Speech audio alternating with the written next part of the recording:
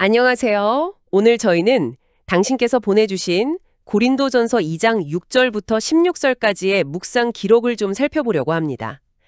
사도 바울이 말하는 세상 지혜와는 다른 차원의 하나님의 지혜 있잖아요.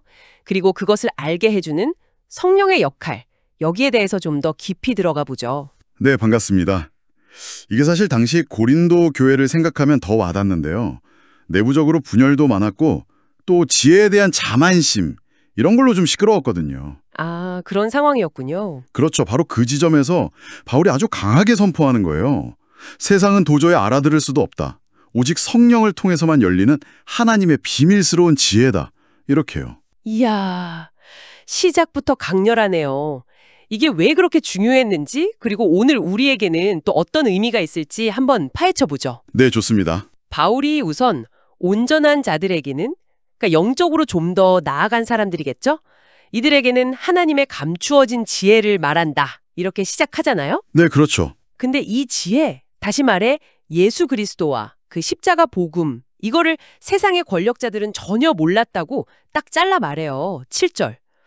어떻게 그럴 수가 있었을까요? 바로 그 점이 핵심인 것 같아요. 그들이 몰랐다는 거예요. 그 모름이 결국 예수님을 십자가에 못 박는 결과를 낳았다는 거잖아요.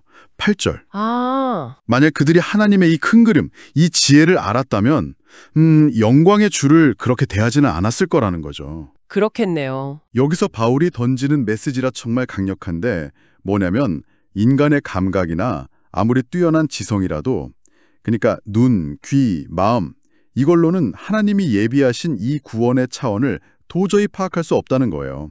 9절. 우리의 이해 범주를 그냥 완전히 넘어선 거죠.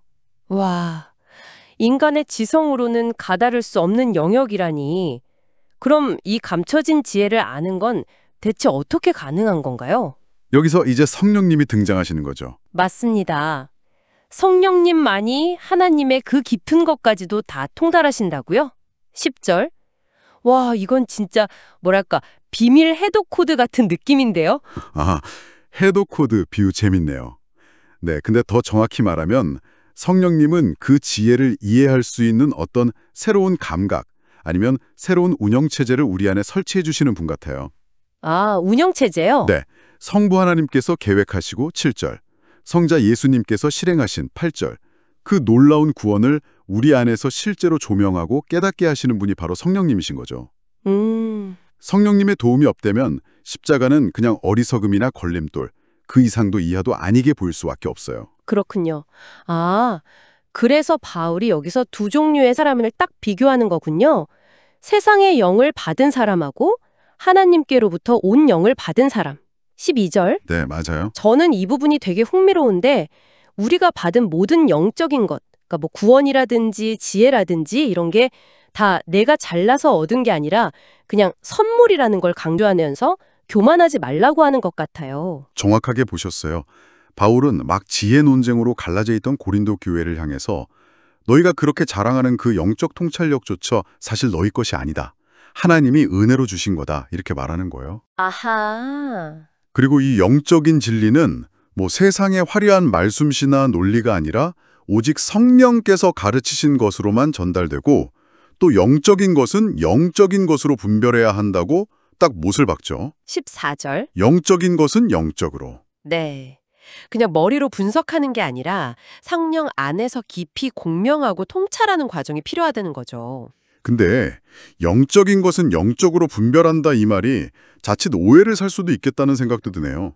뭐랄까 우리끼리만 아는 비밀? 약간 배타적으로 들릴 수도 있지 않을까요?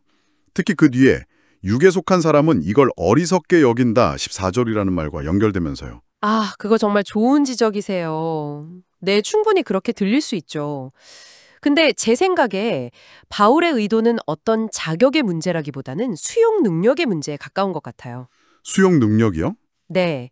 예를 들어 라디오 주파수가 맞아야 소리가 들리는 것처럼 성령이라는 채널 혹은 그 수신기가 없으면 하나님의 메시지, 즉 복음이 제대로 수신되지 않고 오히려 이상한 소리, 잡음처럼 들린다는 거죠. 14절. 아, 비유가 확 와닿네요. 아무리 세상적으로 똑똑하고 지식이 많아도 성령의 조명이 없으면 복음의 진정한 가치를 알아보거나 받아들이지 못한다는 뜻이에요. 그렇군요. 수용 능작의 문제라는 설명이 이해를 돕네요. 반대로 그럼 신령한 자, 그러니까 성령을 통해서 분별력을 얻은 사람은 모든 것을 하나님의 시각으로 올바로 판단하고 세상의 이런저런 평가로부터 자유로워진다. 15절 이렇게 말하는데요. 네, 맞아요. 그리고 대망의 클라이맥스는 16절이죠.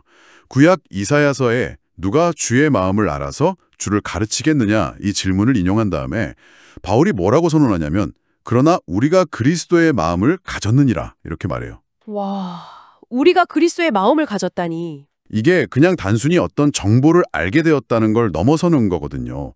하나님의 뜻과 지혜를 분별할 뜻만 아니라 정말 그리스도처럼 생각하고 느끼고 또 공동체를 겸손하게 섬길 수 있는 그런 내적인 변화까지 우리가 받았다는 엄청난 주장인 거죠. 그리스도의 마음을 가졌다. 진짜 대담한 선언이네요. 결국 바울은 고린도 교인들에게 그들의 분열이나 교만이 얼마나 근거 없는 것인지를 조목조목 보여주면서 모든 영적인 자산은 다 성령을 통한 하나님의 선물임을 깨닫고 겸손하게 하나될 것을 촉구한 거군요. 바로 그거죠. 이 모든 논의는 결국 오늘 당신의 삶으로 이어져야 합니다. 오늘 당신이 그리스도의 마음으로 사렵게 바라보고 분별해야 할 당신의 관계 혹은 어떤 상황 아니면 내면의 소리는 무엇일까요? 성령께서 지금 당신에게 특별히 어떤 영역에 대해서 더 깊은 통찰을 주시길 원한다고 느끼시는지 잠시 멈추어서 귀 기울여 보는 건 어떨까 싶습니다. 네, 정말 깊은 질문을 남겨주시네요.